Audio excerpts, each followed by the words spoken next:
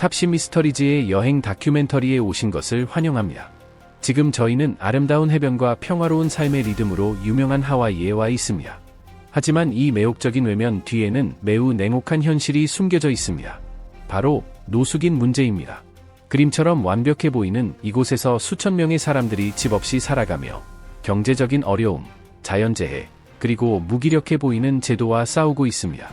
2019년 하와이에는 약 6,530명의 노숙인이 있었습니다. 2024년이 되자 전국의 노숙인 수는 18%나 급증했고 하와이도 이 흐름에서 예외는 아니었습니다. 거리 곳곳에 자리 잡은 임시 천막들, 산불로 인해 집을 잃고 떠돌아다니는 가족들, 그리고 점점 더 많아지는 노숙인들의 모습은 하와이의 상징적인 정신인 알로하와는 큰 대조를 이룹니다. 이 위기는 특별한 관심을 필요로 하며 이제는 원인, 정부의 대응, 그리고 가능한 해결책들에 대해 깊이 있는 고찰이 필요한 시점입니다. 따뜻한 햇살이 비추는 어느 날, 활기찬 호놀룰루의 거리를 걷고 있다고 상상해 보십시오. 바다 내음과 열대에 꽂힌 히비스커스 향기가 어우러지고 섬의 리듬이 온몸을 감싸는 듯한 느낌이 듭니다. 여러분은 아마도 여행 다큐멘터리에서 자주 볼 수 있는 평화롭고 낭만적인 풍경을 떠올릴 것입니다. 하지만 한 골목으로 접어드는 순간 그 평화로운 그림은 갑작스럽게 바뀝니다. 야자수 나무나 고요한 해변 대신 인도 위에 길게 늘어선 천막들이 눈에 들어옵니다. 이들은 별빛 아래서 캠핑을 즐기는 관광객들이 아니라 갈 곳이 없어 거리에서 살아가고 있는 노숙인들입니다. 하와이는 오랫동안 천국의 섬이라는 이미지와 함께해왔지만 지금은 미국에서 가장 심각하고 장기화된 노숙인 위기 중 하나를 겪고 있습니다. 활기 넘치는 호놀룰루 거리부터 복구 작업이 계속되고 있는 마우이 지역까지 노숙 문제는 이제 알로하의 땅에서 마주해야 할 가혹한 현실이 되었습니다. 숫자만 보더라도 상황의 심각성이 드러납니다. 2019년 기준으로 하와이는 인구 1만 명당 46명의 노숙인이 있는 것으로 나타났으며 이는 미국 평균인 17명보다 훨씬 높은 수치입니다. 이 통계는 하와이를 전국 노숙인 비율 1위로 올려놓았습니다. 2024년이 되면서 미국 전역의 노숙인 수가 77만 명을 넘어서자 하와이의 상황도 악화되었을 것으로 보입니다. 정확한 통계는 아직 집계 중이지만 일부 보도에 따르면 최근 몇 년 사이 하와이 내 노숙인 수가 무려 87%나 증가했다고 전해지고 있습니다. 이는 갈수록 심각해지고 있는 위기를 여실히 보여주는 지표입니다. 여러분은 이 상황에 대해 어떻게 생각하십니까? 하와이 거리에서 살아가고 있는 사람들은 매우 다양한 배경을 가지고 있습니다. 이들은 각자 고유한 아픔과 어려움을 지닌 채 거리에서 삶을 이어가고 있습니다. 그중 많은 이들은 하와이 출신의 현지 주민들입니다. 하와이의 높은 부동산 가격과 치솟는 임대료 때문에 주거 시장에서 밀려나 거리로 내몰린 사람들입니다. 생활비가 계속 오르면서 일반 노동자 계층은 점점 집을 구하기 어려운 상황에 처하게 되었습니다. 2023년 기준 호놀룰루의 주택 중간 가격은 100만 달러를 넘어섰습니다. 이는 하와이가 미국 내에서 가장 비싼 부동산 시장 중 하나가 되었음을 의미합니다. 많은 현지 주민들에게는 내 집 마련의 꿈이 점점 멀어지고 있습니다. 월세조차 감당하기 어려운 현실 앞에서 집을 갖는다는 것은 이제는 실현 불가능한 바람이 되어버렸습니다. 다른 한편에서는 미국의 꿈을 좇아 하와이로 이주해온 이민자들도 있습니다. 하지만 이들이 마주한 현실은 냉혹합니다. 이민자들은 언어 장벽, 일자리 접근의 어려움, 그리고 감당 가능한 가격의 주거 부족이라는 삼중고에 시달리고 있습니다. 풍요로운 삶을 꿈꾸며 건너온 하와이에서 이들의 꿈은 그저 꿈으로 남게 되었습니다. 가난과 불안정함 속에서 벗어나지 못하고 그 악순환의 굴레에 갇혀버리고 만 것입니다. 최근 발생한 자연재해는 이런 상황을 더욱 악화시켰습니다. 2023년에 마우이에서 발생한 대형 산불은 수천 가구의 삶의 터전을 앗아갔습니다. 이 화재는 하와이의 노숙자 문제를 더욱 심각하게 만든 사건이었습니다.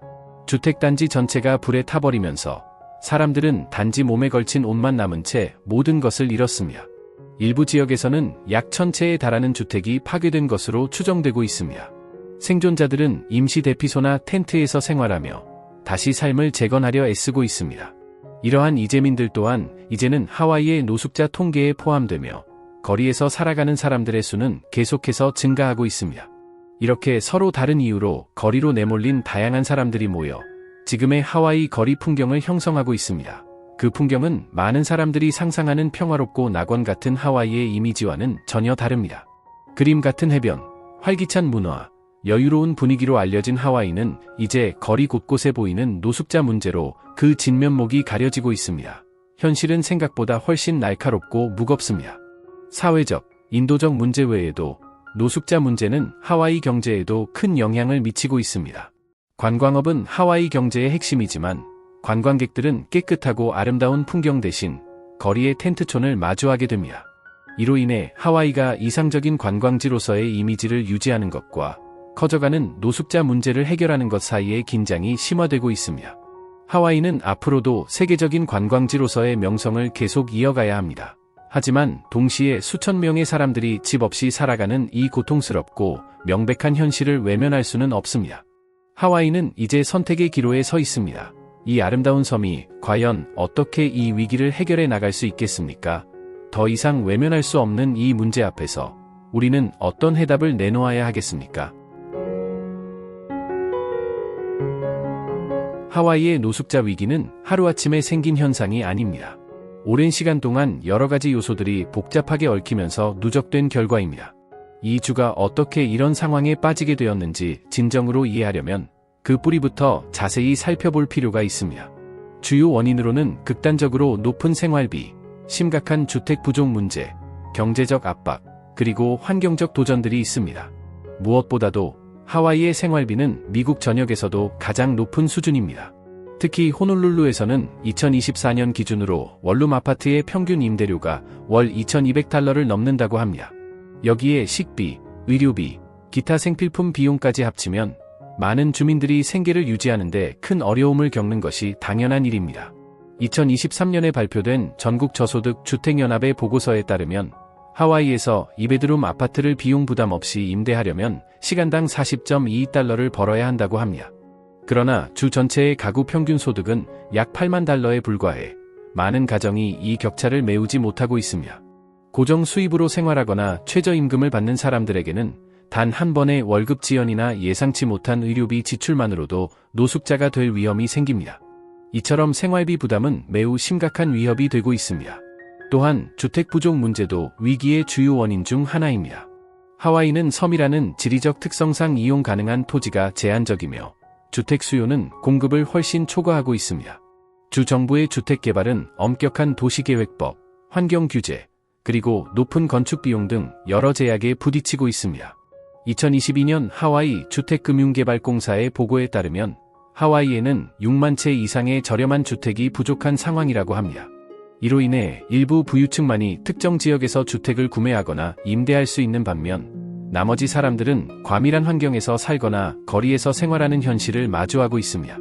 뿐만 아니라 노동력 부족과 공급망 문제로 인해 건축 자재 비용이 상승하면서 새 집을 짓는 일이 점점 더 어려워지고 있으며 이러한 상황은 문제를 더욱 악화시키고 있습니다.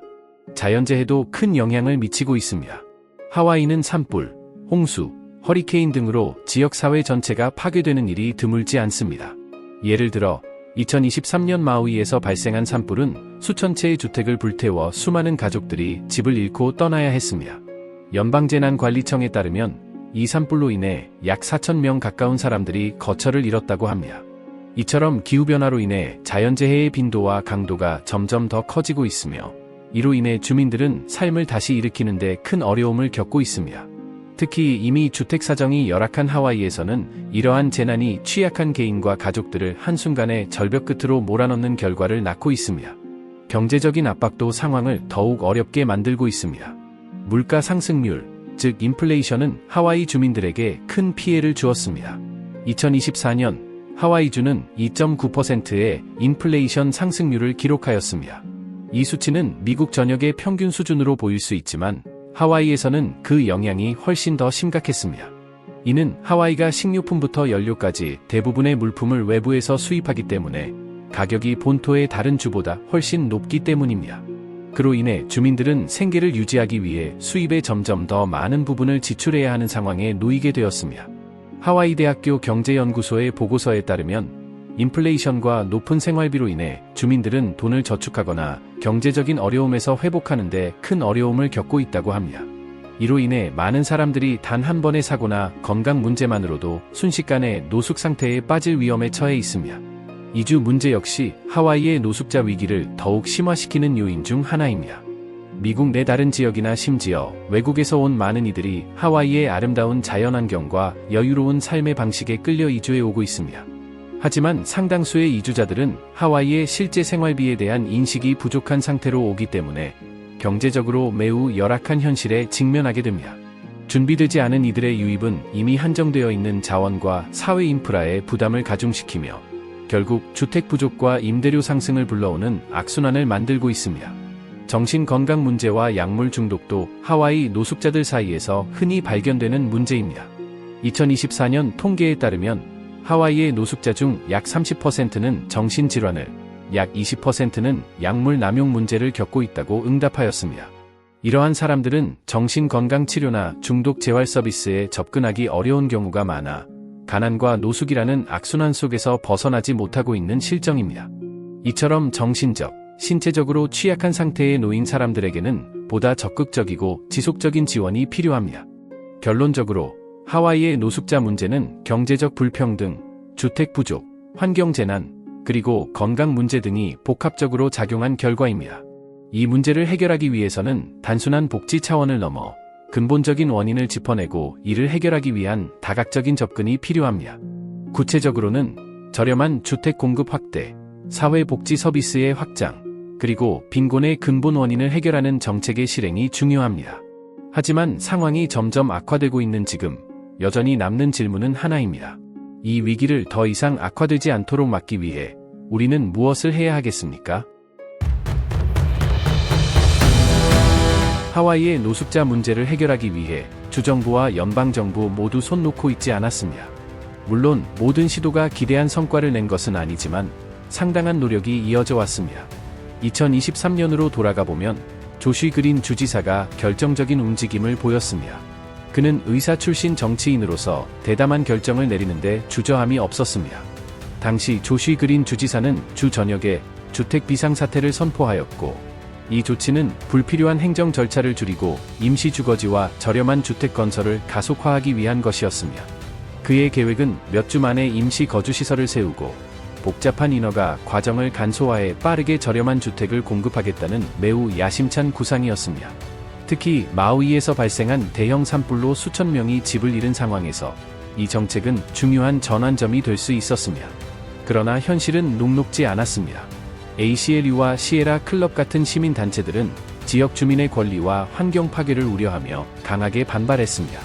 그들은 급격한 개발이 주민들의 의견을 무시하고 하와이의 푸른 자연을 지탱하는 민감한 생태계, 예를 들어 유역지대를 해칠 수 있다고 경고했습니다. 결국 2023년 말 법원은 이러한 주장에 동의하며 비상사태 선언의 효력을 정지시켰습니다. 이로 인해 조쉬 그린 주지사와 그의 팀은 큰 타격을 입었고 많은 사람들이 여전히 집 없이 거리에서 살아가야 했습니다. 하지만 그렇다고 모든 것이 실패한 것은 아닙니다. 긍정적인 변화도 있었습니다. 미 연방의 주택도시개발부 HUD는 주거비를 감당하지 못하는 주민들을 위해 주택 바우처를 제공하며 중요한 역할을 했습니다. 이 바우처는 치솟는 집값 속에서도 주민들이 주거를 유지할 수 있도록 돕는 일종의 구명줄이었습니다. 2023년 한 해 동안 HUD는 전국적으로 42만 4천 가구가 노숙 상태에서 벗어났다고 발표했으며 하와이에서도 뚜렷한 성과가 있었습니다. 특히 지난달에는 호놀룰루의 임시 주거 공간의 수용 인원이 15% 증가했고 200개의 침대가 새롭게 추가되었다고 밝혔습니다. 또한 재정 지원도 확대되고 있습니다. 미국 의회는 2023년에 노숙자를 위한 프로그램에 36억 3천만 달러를 배정했으며 이 중 상당 부분이 하와이에 전달되어 임대료 지원 및 지역사회 봉사 활동에 쓰이고 있습니다. 그리고 2025년 3월 기준 의회는 2024-2025 회계연도 예산에 추가로 2억 달러를 투입할 가능성을 검토 중입니다. 하지만 예산 협상이 난항을 겪고 있어 이 자금이 실제로 통과될 수 있을지는 불확실합니다. 사회복지 서비스 역시 상황의 뿌리 깊은 원인을 해결하기 위해 움직이고 있습니다. 2024년 초부터 주정부가 지원하는 프로그램들은 상담과 직업교육 활동을 강화했으며 이는 정신건강 문제나 중독 문제로 어려움을 겪는 하와이 노숙 인구의 약 30%를 주요 대상으로 하고 있습니다. 2025년 1월 하와이 보건복지부는 오아후 지역의 이동형 봉사팀이 직전 분기 동안 총 1200건이 현장 개입을 실시했다고 보고했습니다. 이들은 노숙자들을 재활 프로그램이나 심리치료에 연결하는 중요한 다리 역할을 하고 있습니다. 연방 차원에서도 컨티뉴엄 오브 케어라는 프로그램을 통해 2024년에 하와이에 2,500만 달러가 지원되었습니다. 이 프로그램은 조 바이든 행정부에서 계속 추진되고 있으며 초기에는 도널드 트럼프 행정부에서 시작된 것이었습니다. 하지만 문제는 여전히 남아 있습니다. 지금까지의 노력은 마치 큰 상처에 반창고를 붙이거나 수술이 필요한 부러진 다리에 깁스를 한 정도에 불과합니다. 임시 주거시설은 빠르게 포화 상태가 되었고 임대료 지원 바우처는 해가 중반이 되기도 전에 바닥나기 시작했습니다. 상담 프로그램은 대기자가 몰려들어 2025년 여름까지 기다려야 하는 상황이 벌어지고 있습니다. 분명히 전진은 있었지만 그 속도는 매우 더디며 하와이는 지금 마라톤이 아닌 전력 질주가 필요한 상황입니다. 그렇다면 지금 하와이 정부가 시행하고 있는 대책들로는 노숙자 위기를 근본적으로 해결할 수 없다면 어떤 변화가 진짜 변화를 만들어낼 수 있을까요? 이제는 대담하지만 현실적인 아이디어를 함께 고민해봐야 할 때입니다. 왜냐하면 이 천국 같은 곳은 지속 가능한 해결책을 누릴 자격이 있기 때문입니다. 우선 하와이에는 저렴한 주택을 지금 당장 그리고 대량으로 공급해야 합니다. 현재 이주는 까다로운 토지 이용 규제, 엄청나게 높은 건설 비용, 그리고 제한된 공간이라는 세 가지 장애물로 인해 주택 건설 자체가 거의 불가능한 과제로 느껴지고 있습니다. 하지만 이렇게 상상해보면 어떨까요? 규제들을 적당히 완화해서 개발업체들이 숨 쉴 수 있는 여유를 주고 민간 기업들과 협력해 비용을 분담하며 오아후나 마우이 곳곳에 방치된 국공유지를 적극 활용하는 겁니다. 그렇게 하면 2027년까지 저소득층을 위한 5,000세대의 주택을 공급하는 것도 불가능한 목표가 아닙니다. 이 목표는 지난 2025년 2월 호놀룰루 시의회 회의에서 언급되기도 했습니다.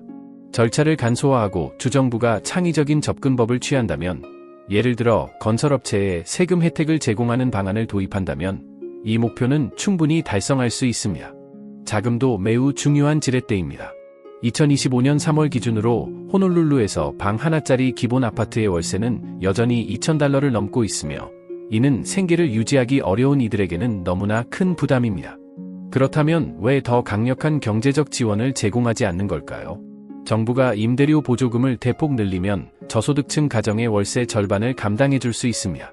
이는 단순한 보조가 아니라 노숙 상태로 떨어지기 직전에 사람들에게는 생명줄이 될 수 있습니다.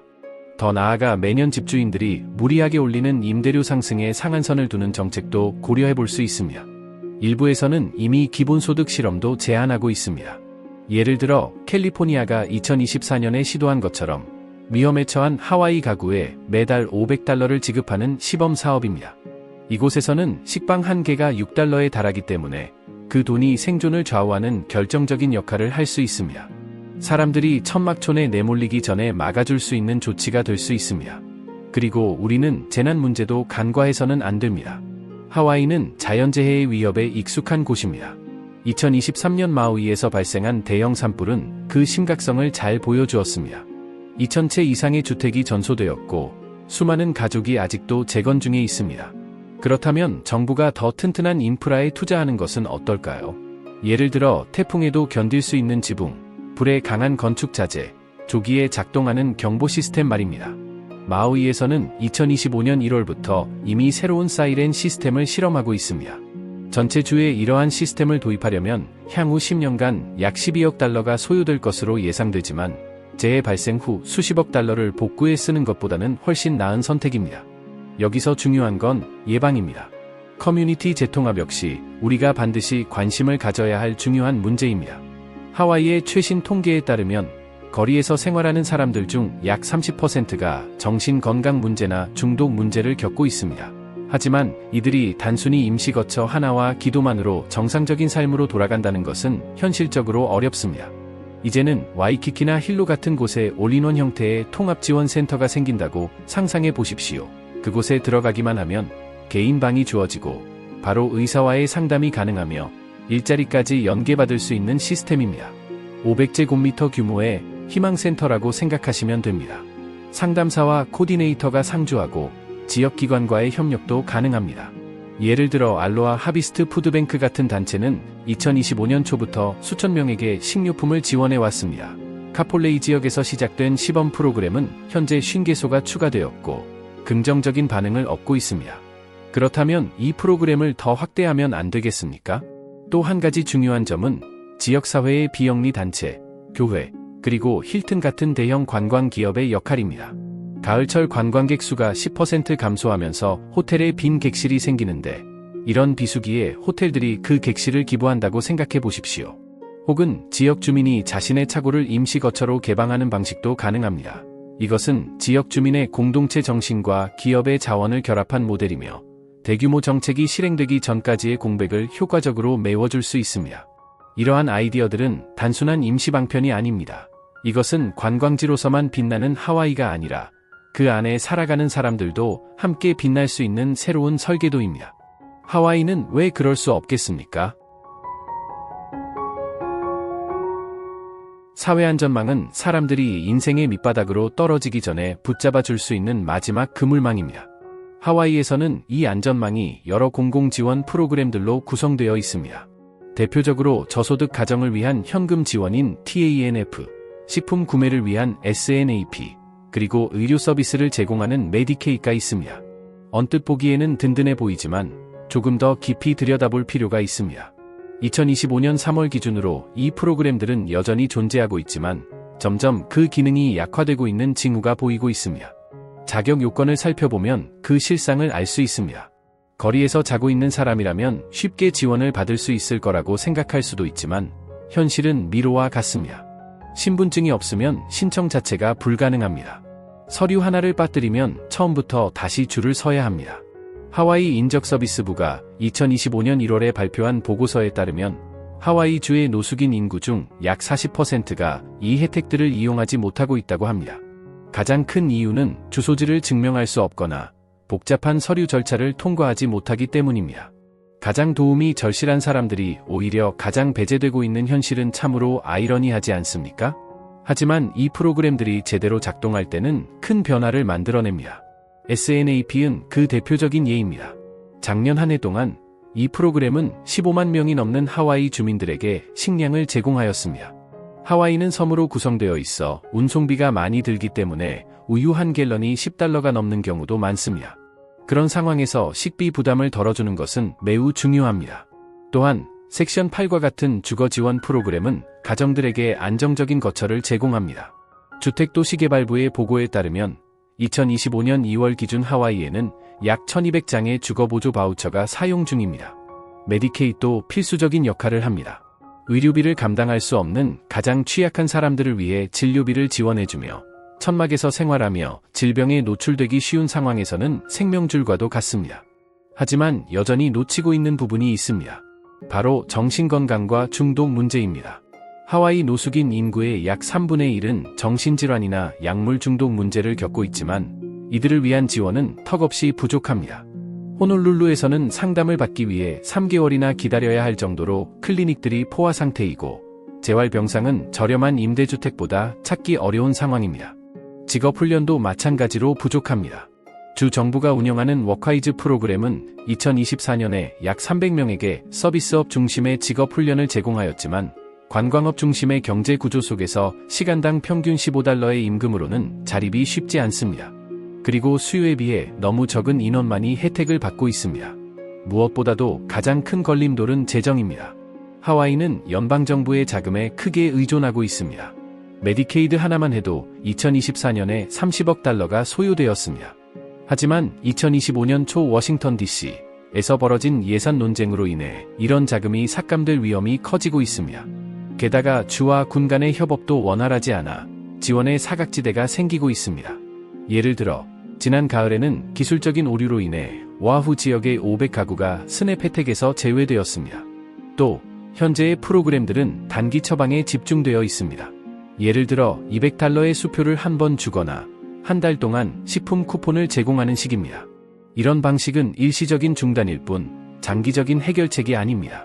그렇다면 접근 방식을 바꾼다면 어떤 변화가 가능할까요?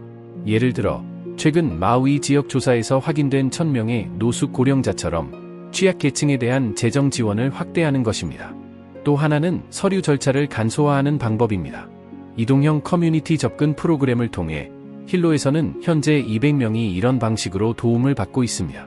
마지막으로 주거, 의료, 일자리 지원을 통합한 종합지원센터를 설립하는 것도 하나의 방법입니다. 이것은 단순한 안전망이 아니라 사람들을 절망에서 벗어나게 하는 사다리가 될 수 있습니다. 그렇게 해야 진정한 변화가 시작되지 않겠습니까? 이제 하와이의 해안을 넘어 더 넓은 미국 전체의 상황을 살펴봐야 할 때입니다. 지금 이곳에서 벌어지고 있는 일들은 결코 고립된 문제가 아닙니다. 2025년 3월 13일 기준 미국은 정치적, 경제적으로 큰 혼란 속에 있으며 하와이의 노숙자 위기는 그 한복판에 자리하고 있습니다. 2025년 1월 20일 새로 출범한 미국 행정부는 출입국 문제에 대한 강경한 단속으로 빠르게 사회에 충격을 주었습니다. 대규모 추방과 국경 통제 강화가 대표적인 조치였습니다. 이 같은 변화는 특히 하와이에서 더욱 심각하게 다가옵니다. 노숙자 중 상당수가 서류 미비 이주민이며 특히 미크로네시아 등 태평양 섬나라 출신의 사람들이 많습니다. 이들은 미국과의 조약을 통해 일정한 관계를 유지해왔습니다. 하지만 2025년 2월 말부터 호놀룰루 같은 도시에서 시작된 ICE, 이민세관단 속국의 대대적인 단속은 단기적으로는 노숙자 수를 줄일 수는 있지만 그 대가는 막대합니다. 가족이 뿔뿔이 흩어지고 아이들은 생존을 위해 몸부림치고 있습니다. 인도주의적 재난이 다가오고 있으며 이에 대해 조시 그린 주지사 같은 지역 지도자들은 강한 분노를 표출하고 있습니다. 경제적인 측면에서도 상황은 전혀 낙관적이지 않습니다. 2024년 12월 기준 소비자 물가 지수 CPI에 따르면 인플레이션은 2.9%에 달하며 이는 여전히 국민들의 지갑을 갉아먹고 있습니다. 주택담보대출 이자율도 6.85%로 높은 수준을 유지하고 있어 전국적으로 주택시장에 큰 압박을 주고 있습니다. 하와이는 이 영향을 더욱 뼈저리게 체감하고 있습니다.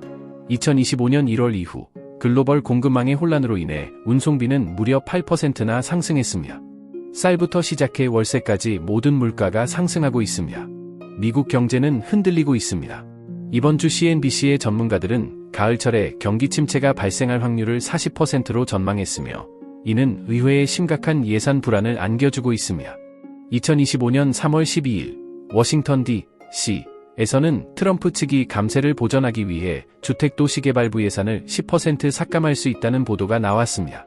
이러한 움직임은 하와이의 노숙자 지원 프로그램을 심각하게 약화시킬 수 있습니다. 주거보조금 지급수는 줄고 임시 쉼터는 더욱 붐비게 될 것입니다. 그린 주지사는 이러한 상황이 연말까지 최대 1000명의 추가 노숙자를 양산할 수 있다고 경고하였습니다. 이처럼 하와이의 위기는 단순히 지역적인 문제가 아니라 미국 전역의 정치, 경제적 혼란과 밀접하게 연결되어 있는 심각한 문제입니다. 과연 이러한 상황 속에서 우리는 어떤 해결책을 찾아야 하겠습니까? 그리고 트럼프의 에너지 도박이 시작됩니다. 이는 텍사스에서 모든 유정들이 최대 용량으로 가동되면서 원유 생산을 사상 최고 수준으로 끌어올렸습니다. 이번 달에 전국 평균으로 휘발유 가격이 갤런당 3.50달러로 떨어졌지만 하와이에서는 여전히 4.80달러에 달하는데 이는 물류 지연 때문입니다. 이는 단지 소폭의 가격 하락일 뿐 비용에 시달리는 섬 경제를 구하는 것은 아닙니다. 전국적으로 혼란스러운 상황, 정치적 갈등과 경제적 압박 속에서 하와이는 불리한 상황에서 빠져나가기 위해 고군분투하고 있습니다. 마치 한 손이 묶인 채로 지역적인 전투를 벌이고 있는 격입니다. 자, 이제 좀 솔직해집시다. 지금은 차가운 숫자들을 넘어서서 제 마음속에 있는 것을 여러분과 나누고 싶습니다. 하와이의 노숙자 문제는 단지 추상적인 문제나 통계상의 숫자가 아닙니다. 저에게는 매우 개인적인 문제이며 여러분이 이 섬에 방문했거나 그 해변을 꿈꿔본 적이 있다면 여러분 역시 비슷한 감정을 느낄 것입니다.